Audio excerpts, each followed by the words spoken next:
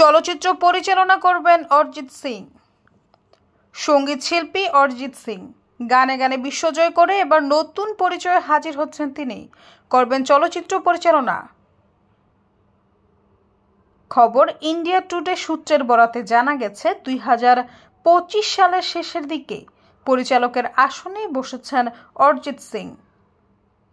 তার প্রথম চলচ্চিত্রটি হতে যাচ্ছে একটি বড় বাজেটের জঙ্গল অ্যাডভেঞ্চার। এটির প্রযোজনায় থাকছেন প্রযোজক মহাবীর জৈন, যিনি বর্তমানে কার্তিক আরিয়ান অভিনীত নাকজিল্লা এবং শ্রী শ্রী রবিশঙ্করের জীবনী অবলম্বনে একটি বায়োপিকের কাজ করছেন। এদিকে অনেকদিন ধরেই পরিচালক হওয়ার স্বপ্ন দেখছিলেন অরিজিৎ। চুপিসারে তিনি একটি চিত্রনাট্য লিখছিলেন, যা অবশেষে চূড়ান্ত করেছেন। আগামী 1 মাসের মধ্যেই শুরু হবে কাস্টিং, যেখানে জাতীয় পর্যায়ে পরিচিত তারকারা থাকবেন। সৈয়দা ফারিয়া, সমযোগ।